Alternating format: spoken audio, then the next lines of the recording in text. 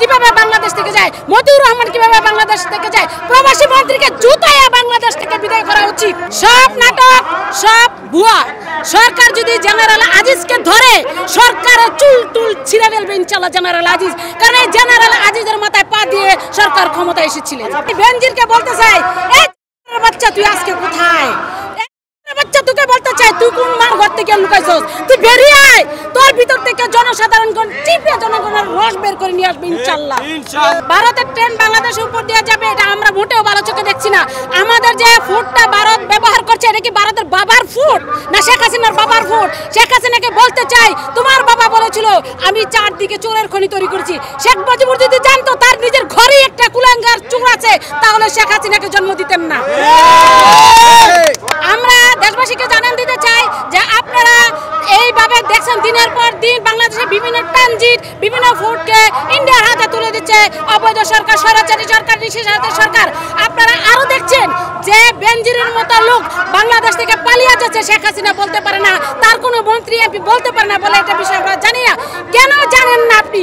বাংলাদেশের সফল শিক্ষামন্ত্রী এহসানুল হক মিলন বাংলাদেশ থেকে তিনি বিদেশে চিকিৎসার জন্য যাবে, তাকে এয়ারপোর্টে আটকে রাখা হচ্ছিল 6 ঘন্টা। সে যখন বাংলাদেশ বৈধভাবে পার হতে পারে নাই, অবৈধ বেনজির মেজর জেনারেল আজিজ কিভাবে বাংলাদেশ থেকে যায়, মতিউর রহমান কিভাবে বাংলাদেশ থেকে যায়, প্রবাসী মন্ত্রীকে জুতাইয়া বাংলাদেশ থেকে বিদায় করা উচিত। সরকারের প্রবঞ্চনা এবং সরকারের মদতে তারা পালিয়েছে।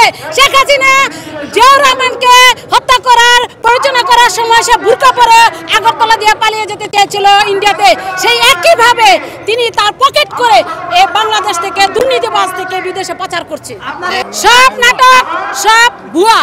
সরকার যদি জেনারেল আজিজকে ধরে সরকারের চুল টুল ছিঁড়ে ফেলবে ইনশাআল্লাহ জেনারেল আজিজ, কারণ এই জেনারেল আজিজের মাথায় পা দিয়ে সরকার ক্ষমতায় এসেছিলেন।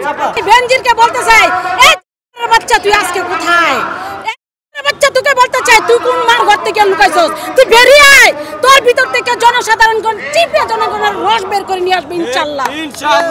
ভারতের রক্ত খালেদা জিয়ার গায়ে নেই, শেখ হাসিনার গায়ে কিন্তু ভারতের রক্ত বইছে।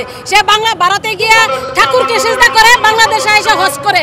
তার মতো মুনাফিক এই পৃথিবীর মধ্যে কোনো রাষ্ট্রনায়ক নেই এবং রাষ্ট্রদ্রোহী শেখ হাসিনা বাংলাদেশের অর্থকে বিদেশিদের হাতে তুলে দিচ্ছে, বিদেশি প্রভুদের হাতে তুলে দিচ্ছে।